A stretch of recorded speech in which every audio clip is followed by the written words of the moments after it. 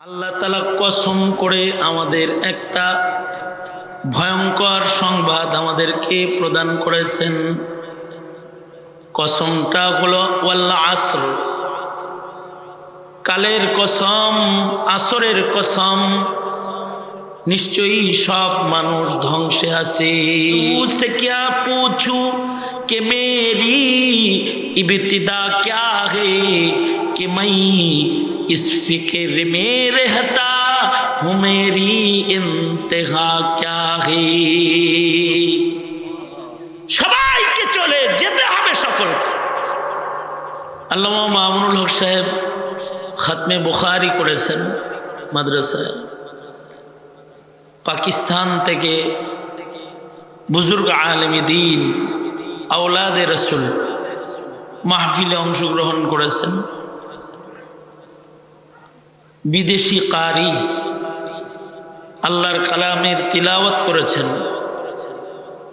দেশের যোগ্য বুজুর্গ উলামায়ে কিরাম আজকের মহতী সম্মেলনে উপস্থিত হয়েছেন। এটা যাকে কেন্দ্র করে তিনি হলেন এই মাদ্রাসার সুযোগ্য মুহতামিম ও শেখুল হাদিস হযরতুল আল্লামা মুর্তজা হাসান ফয়জি দামাত বরকাতুহুম, ওনাকে কেন্দ্র করে এই গভীর রাত্রিতে আমিও এ পর্যন্ত যে হাজির হওয়া, এটাও কারণ মুহতামিম সাহেব। না আসলে যদি আবার উনি রাগ করে, উনি রাগ করলে তো অনেক কাজ নষ্ট হয়ে যায়। এজন্যে ওনাকেও খুশি রাখা, আর এলান হয়েছে আপনাদের কাছে ওয়াদা আসার, ওয়াদাটা পুরা করার জন্য হাজির হওয়া। বরকতের নিয়তে আপনাদের সামনে সূরাতুল আসর তেলাওয়াত করেছি। নাজিল হওয়ার দিক দিয়ে 13 নম্বর সূরা, কোরআনে কারীমের সিরিয়ালে, সূরার সিরিয়ালে 103 নম্বর সূরা।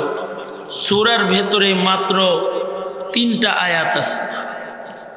অনেক বরকতি একটি সূরা, যে সূরা সম্পর্কে ইমামে শাফিঈ রহমতুল্লাহি আলাইহি বলেছেন,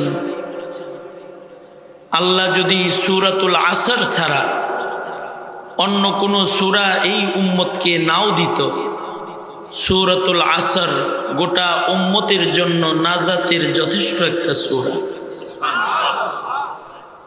3টা আয়াত, কিন্তু এর ভেতরে মানব জীবনের সকল প্রকারের দিক নির্দেশনা আল্লাহ তাআলা এর ভেতরে দান করছেন। সাহাবায়ে কেরামের আমল ছিল, একজন আরেকজনের সাথে দেখা হইলে, সাহাবীরা একজন আরেকজনের সাথে মুলাকাত হইলে সূরাতুল আসর পড়ে তিলাওয়াত করে শোনায় দিতেন। কারণ এটা কেমন যেন সংক্ষিপ্ত পূর্ণাঙ্গ দিন এক ভাই আরেক ভাইয়ের কানে দিয়ে দিল। আমিও ওই মানুষে সাহাবায়ে কেরামের আমলের নকল করতে আজকের বৈঠকে আপনাদের সামনে সূরাতুল আসর তিলাওয়াত করছি। সূরার শুরুতে আল্লাহ তাআলা আসরের নামাজের কসম করেছেন, অথবা আসরের কসম করেছেন। আসরুন শব্দটি কোরআনে আছে, এজন্যে সূরার নাম সূরাতুল আসর। আল্লাহ তাআলা কসম করে বলেন, আসরের কসম, নিশ্চয়ই সব মানুষটা ধ্বংসের মধ্যে নিপতিত। আল্লাহ তাআলা কসম করে আমাদের একটা ভয়ঙ্কর সংবাদ আমাদেরকে প্রদান করেছেন। কসমটা হলো ওয়াল আসর,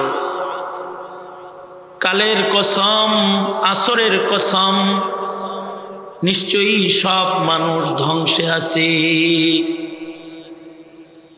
কসম কেন করলেন? আমরা কসম কেন করি? আমরা কসম করি আমাদের কথার ওজন বাড়ানোর জন্য, আমাদের কসম হয় আমাদের কথাকে বিশ্বাস করানোর জন্য, কথাকে বোঝানোর জন্য, বিশ্বাস করার জন্য, মজবুত করার জন্য মানুষ কসম করে কথা বলে। যদি বলে এই কামটা তুই করছস, না করি নেই, না তুই ছাড়া আর কেউ করে নাই, না করি নেই, তুই ছাড়া এটা আর কারোর জন্য সম্ভবই না। দেখো ভাইজান, খামোখা একটা জিনিস আমার ঘাড়ে চাপায়ও না, আল্লাহর কসম আমি এটা করি নাই। যদি কসম করে তখন বড় ভাই বলে, যা কসম যেহেতু করছস তাইলে মনে হয় করস নাই, যা। তার মানে হলো দুইবার কসম সারা বলল, বিশ্বাস করে নাই, কিন্তু যখন কসম করে বলছে তখন বিশ্বাস করছে। মানুষ মানুষের কথাকে ওজন বাড়ানোর জন্য কসম করে, এটা মানুষের স্বভাব। কিন্তু আল্লাহ তাআলা কিন্তু আল্লাহর কথাকে মানুষকে বিশ্বাস করানোর জন্য কসম করেন নাই। আল্লাহর কথা কসম করে বিশ্বাস করানোর দরকার নাই। কালামুল মুলুকি মুলুকুল কালাম, আল্লাহর কথা কসমওয়ালাটা যেমন, কসম সারাটাও তেমন। আল্লাহ যদি কোনো কথা বলেন, এটা কসম করলেও যেমন, কসম না করলেও তেমন। আল্লাহর কথা তো কথার রাজ্যের রাজা। ওমান আসদাকু মিনাল্লাহি কিলা, আর আল্লাহর চাইতে সত্যবাদী আর কে আছে যে তার কথা কসম করে কাউকে বিশ্বাস করাইতে হবে? কসম করে আল্লাহর কথা বিশ্বাস করানোর দরকার নেই। কিন্তু আল্লাহ তাআলা কোরআনে কখনো কখনো কসম করে মানুষকে, কোন বস্তুর কসম করে ওই বস্তুর দিকে মানুষকে মনোনিবেশ করেছেন। আল্লাহ তাআলা কোনো বিষয়ে কসম করলেন তো মানুষকে বোঝায়, আমি এই জিনিসের কসম করলাম, এটা কিন্তু দামি জিনিস, এটা খেয়াল করো। অর্থাৎ মানুষের দৃষ্টি আকর্ষণের জন্য আল্লাহ তাআলা কখনো কখনো বস্তুর কসম করেছেন। অর্থাৎ মানুষকে কসমকৃত বস্তুটার যত্ন নেওয়ার জন্য আল্লাহ তাআলা কসম করে ওই বস্তুটাকে আল্লাহ বান্দার সামনে গুরুত্ব সহকারে পেশ করেছেন। যেমন আল্লাহ তাআলা কসম করলেন আসরের কসম, তার মানে আসর দামি, আসরের দিকে সব মানুষের খেয়াল রাখতে হবে, মুমিনদের। এটা মূল্যবান হইতে পারে। আল্লাহ তাআলা আসরের নামাজের কসম করেছেন। যদি আসরের নামাজের কসম করে থাকেন তাহলে আসরের নামাজ যে দামি নামাজ এটা বুঝাইছেন। 5 ওয়াক্ত নামাজের মধ্যে 2টা ওয়াক্ত নামাজ অনেক দাম।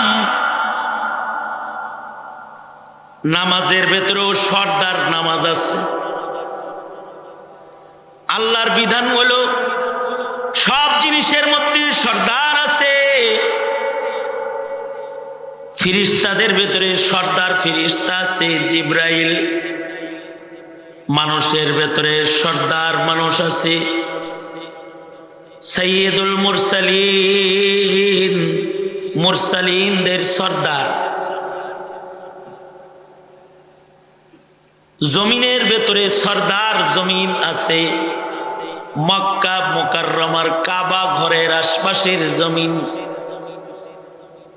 হুদুদে হারাম,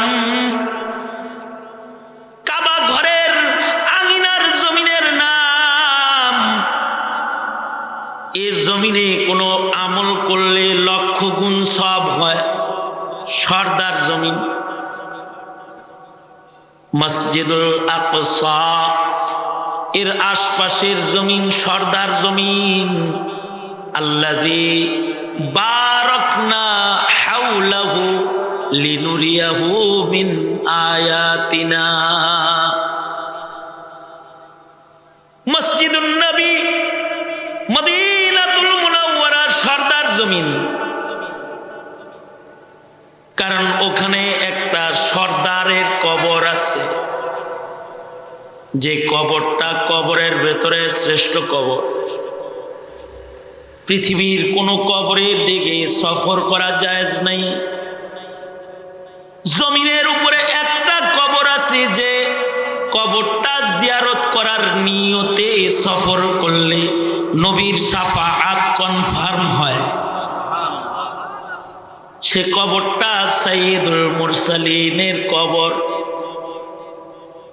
পাথরের ভেতরে সর্দার পাথর আছে, হাজারুল আসওয়াদ মাকামে ইব্রাহিম। দিনের ভেতরে সর্দার দিন আছে, ইয়াউমুল আরাফা, ইয়াউমুল জুমআহ। মাসের ভেতরে সর্দার মাস আছে, শাহরু রমাদান আল্লাযী উনজিলা ফীহিল কুরআন। পাহাড়ের ভেতরে সর্দার পাহাড় আছে, সফা মারওয়া, রহমত, তুর, নূর, সুর। সর্দার পাহাড়ের নাম সর্দার পাহাড়। যে পাহাড় দেখা ইবাদত, যে পাহাড়ে ওঠা ইবাদত। পৃথিবীর মাটির ভেতরে সর্দার রাত আছে, লাইলাতুল কাদার ওয়া লায়ালিন আশর, ওয়া লাইলাতুন নিসফি মিন শাবান। কয়দিন পরে একটা রাত আসতেছে, সর্দার রাত। রজব চলতেছে, শাবান মাসের মাঝখানের রাত। বরাতের রজনী, শবে বরাত, সর্দার রাত। রমাদানে একটা রাত আছে, কদর রাত, লাইলাতুল কদর, সর্দার রাত। রাতের সর্দার আছে, দিনের সর্দার আছে, মাসের সর্দার আছে, পাহাড়ের সর্দার আছে, পাথরের সর্দার আছে। 24 ঘন্টার ভেতরে সর্দার ওয়াক্ত আছে। দামি দামি 2টা ওয়াক্ত 24 ঘন্টার ভেতরে আছে। তার ভেতরে একটা হলো ওয়াক্তুল ফাজর, আর একটা হলো ওয়াক্তুল আসর। ফজরের ওয়াক্তটা হলো মাকামে নবুয়ত, আর আসরের ওয়াক্তটা হলো মাকামে বেলায়াত। অর্থাৎ লক্ষাধিক নবী রাসূলকে আল্লাহ তাআলা ফজরের নামাজের ওয়াক্তের সময় নবুয়তি হাদিয়া দিছে। আমাদের নবীজিকেও নবুয়ত আল্লাহ তাআলা ফজরের নামাজের সময় দিছে। এ কারণে 5 ওয়াক্ত নামাজের ভিতরে ফজরের নামাজ সর্দার নামাজ। কারণ আছে, ফজরের সময় কষ্ট বেশি হয়, ল্যাপের নিচ থেকে কষ্ট করে উঠতে হয়, ঠান্ডা পানি দিয়ে ওযু বানাইতে হয়, লম্বা লম্বা কেরাত শুনতে হয়। ইমাম সাহেব ফজরে কেরাত ধরে, সহজে সারবার চায় না। মুসল্লি ঘুমের থেকে উঠে গেছে, নামাজেও ঘুমায়,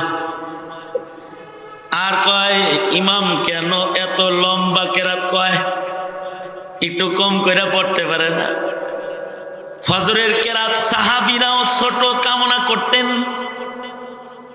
হযরত আবু বকর নামাজি ফজরের তিলাওয়াত করতেছে, সাহাবী বলে আমরা পিছন দিয়ে কইতেছি কি ব্যাপার, রুকুতে যায় না কেরে, সূর্য উঠা যাইব তো।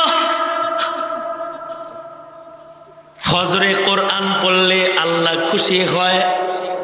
আকিমিস সালাতা লিদুলুকিশ শামসি ইলা গাসাকিল লাইলি ওয়া কুরআনাল ফাজর ইন্না কুরআনাল ফাজরি কানা মাশহুদা। ফজরের সাথে কোরআনের সম্পর্ক, এ কারণে ফজরে কোরআন লম্বা পড়া হয়।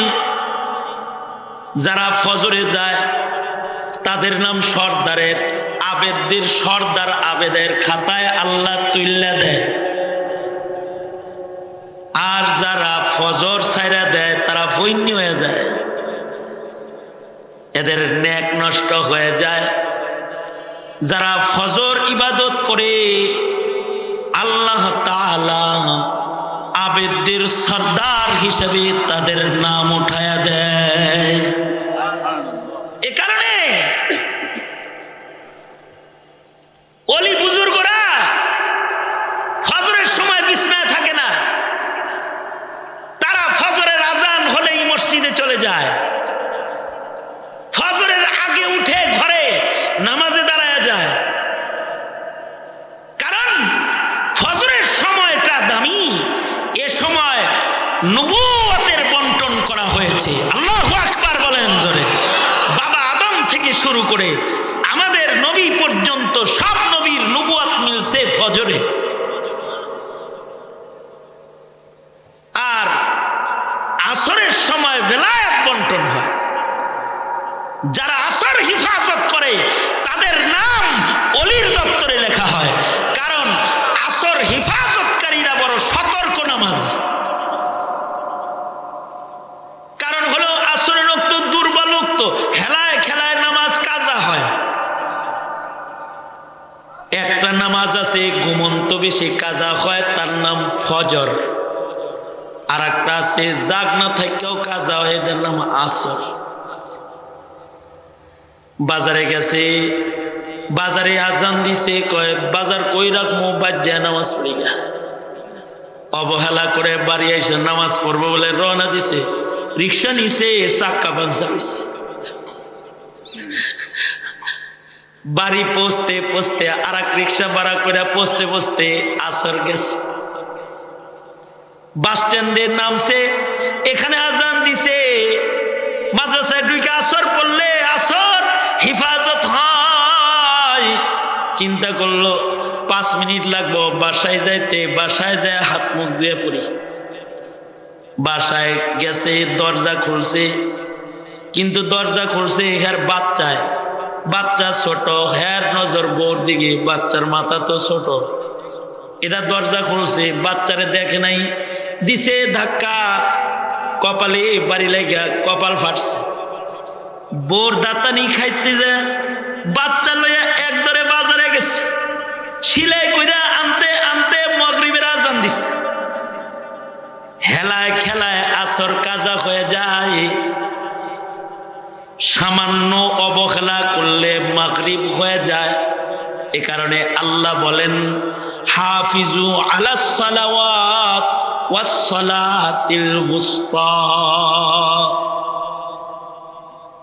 নামাজ ছাড়া ওলি হওয়া যায় না, নামাজের হিফাজত কইরা ওলি হও, আর বিশেষভাবে আসর হিফাজতকারী নামাজি হও। খাজা কুতবুদ্দিন বখতিয়ার কাকি রহমাতুল্লাহ আলাইহি, উনি ইচ্ছা করলেন যে ওনার জানাজাটা ওলিয়ে পড়াক। ওলি যে জানাজা পড়াইব, ওলি কে বাছাই করবো কেমনে ওলি? এখন ওলি বাছাই করতে গিয়ে উনি বললেন, আমি মরে গেলে আমার লাশ যখন সবাই আসবে তখন বলবা যে এই লাশের জানাজা পড়াইতে 3 গুণ লাগবে। 1 গুণ চোখের গুণা জীবনে করে নাই, করোনারি দেখা। 2 নাম্বার তাকবীরে উলার নামাজ জীবনে ছাড়ে নাই। 4 নাম্বার 4টা গুণ লাগবে। 3 নাম্বার যার তাহাজ্জুদ কাজা নাই। 4 নাম্বার যার আসর তো কাজা নাই, যার বালেগ হওয়ার পর থেকে আমার জানাজা পর্যন্ত আসরের পূর্বের সুন্নত যার কাজা নাই, সে আমার জানাজা পড়াবে। সবাই তো মনে করছে কেউ জানাজা পড়াইব না, বিনা জানাজায় কবর হইবে না। এরকম শর্ত পুরা করেন না, মানুষ পাওয়া যায় না। ঘোষণা হয়ে গেল, কেউ আওয়াজ করে না, আসলে জানাজা পড়ানোর কেউ নাই। কিন্তু তৎকালীন সময়ের দিল্লির সুলতান ছিলেন শামসুদ্দিন আলতামাস রহমাতুল্লাহ আলাইহি। তিনি আস্তে করে সামনে বাইরে কাফন সরায়া বলে, আমার গোপন ইবাদত ফাঁস করার কারণ কি? যেহেতু আমার ইবাদত ফাঁসই করছেন, হাসরে যদি আমি রিয়ার কারণে ধরা খায়া যাই, আমাকে সারা কিন্তু জান্নাতে যায় না। এবং শামসুদ্দিন আলতামাস জানাজার ইমামতি করলেন। তার মানে এত বড় ওলি ছিলেন, আসরের নামাজ তো কাজা নাই, আসরের সুন্নত কাজা নাই। আমাদের মাননীয় প্রধানমন্ত্রী অনেক নামাজি ছিলেন, উনি 80 রাকাত নামাজ পড়তেন, ডেইলি তাহাজ্জুদ পড়তেন। কিন্তু শামসুদ্দিন আলতামাস ইবাদত করে অলি বুজুর্গ ভক্ত ছিলেন, কিন্তু আমাদের রাবিয়া বসরি ইবাদত করে মুদি ভক্ত আর নাস্তিক আর মুরতাদ ভক্ত। এটা হইল ব্যবধান, ফারাকটা এখানে। বুঝেন নাই কথাটা? তার ইবাদত ইবাদত না, যে ইবাদত করে কিন্তু আল্লাহর পছন্দ তার পছন্দ হয় না, তাইলে বোঝা যাবে তার ইবাদত আল্লাহর পছন্দ হয় না। এটাকে ইবাদত বলে না, এটাকে বলে নেফাকাত। এটাকে কি বলে? জোরে বলেন, নেফাকাত, মুনাফিকি। তাইলে যারা আসর হিফাজত করবে তারা পাবে বেলায়াত। তাই আসরের ওয়াক্তটা গুরুত্বপূর্ণ একটা ওয়াক্ত। আল্লাহ ওয়াল আসর কসম করে বলে, এই আসর তাকায়া দেখ। অবহেলা করলে আসর যেমন বেলা ডুবে যায়, তোর জীবন তাকায়া দেখ। অবহেলা করলে হঠাৎ দেখবি আজরাইল সামনে খাড়া আছে আর তোরই ডুবে গেছে, মেলা ভেঙে গেছে। বান্দাকে আখিরাত মুখী করতে আল্লাহ বলে ওয়াল আসর, আসরের নামাজের কসম, অথবা হায়াতের কসম। হায়াত দামি, চলে গেলে আর আসে না। হায়াতকে অবহেলা করে নষ্ট করো না। অথবা আসরের নামাজের মতো তোমার হায়াত যেন অবহেলায় ডুইবা না যায়। কারণ 1 সেকেন্ড হায়াতেরও অনেক দাম। কেউ যদি 1 সেকেন্ড হায়াত পায়, 1 সেকেন্ড হায়াত দিয়া জান্নাত কেনা যায়। এ কারণে মাসআলা হলো, বাচ্চা যদি জন্মের পরে শুধু কান্নার আওয়াজ পাওয়া যায়, 1 সেকেন্ড হায়াত যদি প্রমাণিত হয়, তাহলে এই বাচ্চাটা জান্নাতে যাওয়ার উপযুক্ত মানুষ হয়। আর 1 সেকেন্ড হায়াত না পাইলে বর্জা আর ময়লা হয়, ময়লার স্তূপে অথবা মাটির গর্তে সে নিক্ষিপ্ত হয়। আর যদি 1 সেকেন্ড হায়াত পায়, তাইলে তাকে কাফন পরানো হয়, নাম রাখা হয়, জানাজা পড়া হয়, মিল্লাতে রাসূলে তাকে কবরে নামানো হয়। তাহলে এই 1 সেকেন্ড হায়াতের যদি দাম হয়, তাহলে যাদের হায়াত 30, 40, 50, 80, 90 বছর, তার জীবনে আল্লাহর কত দামি দামি নিয়ামত সে ব্যবহার করেছে। আর হায়াত কিন্তু সবাই চায়। খতিব সাহেব বললেন, মোহতামিম সাহেব, 500 কোটি টাকা খরচ করে কয় বছর? 1 বছর বাঁচতে চায়। 98 বছরের বুড়ারে জিগাইছি, চাওয়াটা কি আপনার? আর 2টা বছর হইলে 100 পুরা হয় আর কি। কিন্তু আল্লাহর রাসূল উল্টা। আল্লাহর রাসূল অতি বার্ধক্যের হায়াত থেকে পানাহ চাইতেন। আর জালে উমর যেই বয়সে চোখ অচল, কান অচল, পা অচল, হাত অচল, এমন অচল হায়াতে করুণার পাত্র হওয়ার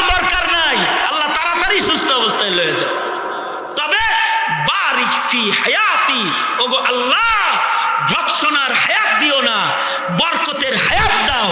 যেমন 70-86 বছর হায়াত পাইল কেউ, কিন্তু তারে দেশের সব মানুষ দেয় লানত। আর আবু সাঈদ চট করে মরে গেল, তারে সবাই মাহফিলেও দোয়া দেয় রহমত। শিয়ালের মতো তুমি 1000 বছর বেঁচে না থেকে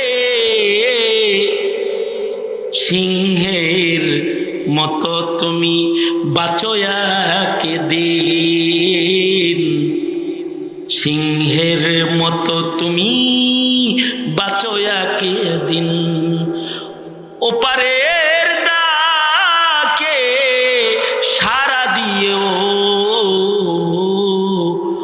অমর হয়ে তুমি রবে চিরদিন, অমর হয়ে তুমি রবে চিরদিন। কিছু কিছু বুড়া আছে বৃদ্ধ বয়সেও গুনাহ করতে করতে মইরা যায়, মানুষ তারে ভৎসনা দেয়। আর কিছু কিছু আছে মুগ্ধের মতো মুগ্ধ ছড়ায় মইরা যায়, অথবা ওলি বুজুর্গের খাতায় নাম দিয়া মইরা যায়। তাদের জন্য জাতি কেঁদে কেঁদে আল্লাহর কাছে জান্নাত চায়। 1000 বছরের হায়াতের দাম নাই। আমার নবী 63 বছর হায়াত পেয়েছেন, মাত্র 23 বছর কাজ করেছেন। আমাবর্ষার পৃথিবীকে আলোকিত সোনালী যুগে রূপান্তরিত করেছেন। বড় বরকতওয়ালা হায়াত। ইমাম বুখারী 63 বছর হায়াত পেয়েছেন, এমন কিতাব লিখে গেছেন আসাহুল কুতুবি বাদা কিতাবিল্লাহ। এ কারণে আমিও তো ভয়ে ভাই ওয়াজ নসিহত অনেক করলাম, মানুষ তো অনেক চিনলো, কিন্তু জানা নাই শেষ বিদায় কেমন হবে ভাই। দুসে ক্যা পুছু कि मेरी इब्तिदा क्या है कि मैं इस फिक्र में रहता हूँ, मेरी इंतहा क्या है। সবাইকে চলে যেতে হবে সকলকে, কিন্তু বিদায়টা যেন অল্প হায়াত হলেও যেন সুন্দর হয়।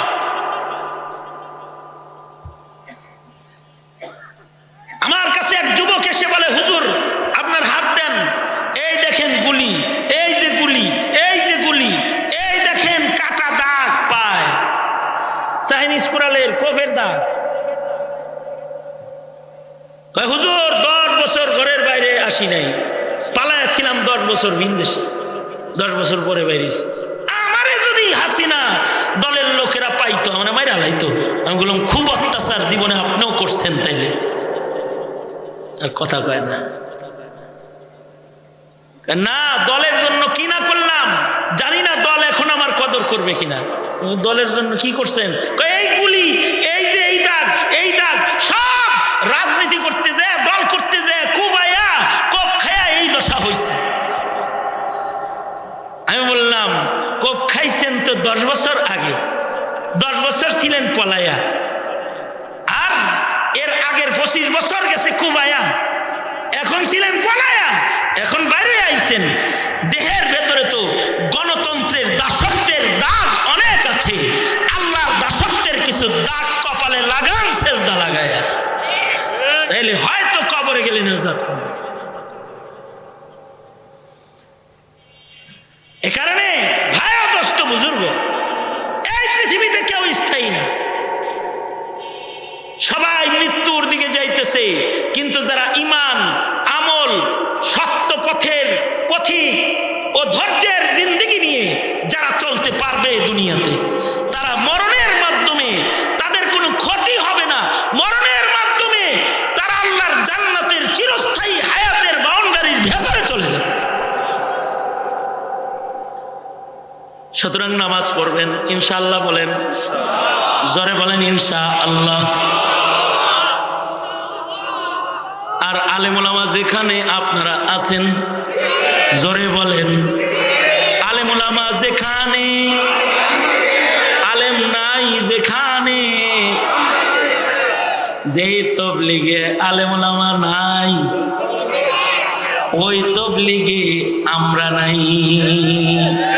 যে ইস্তেমায় আলেমরা নাই, ওই ইস্তেমায় আমরা নাই। যেই খানকায় আলেম নাই, ওই খানকায় আমরা নাই। ঠিক কিনা? জোরে আওয়াজ করে বলেন। সুতরাং মাদ্রাসায় আলেম ওলামা আছে, আমরাও মাদ্রাসার সাথে আছি। মনে থাকবে তো ইনশাআল্লাহ? আল্লাহ সবাইকে কবুল মঞ্জুর করেন, আমিন। এই কয়েকটা কথা বসা সূরা আসর সামনে রেখে বললাম। যা বলছি আল্লাহ আমল করার তৌফিক দান করেন, আমিন। আমাদের সবাইকে আল্লাহ কবুল করেন, দোয়া করেন।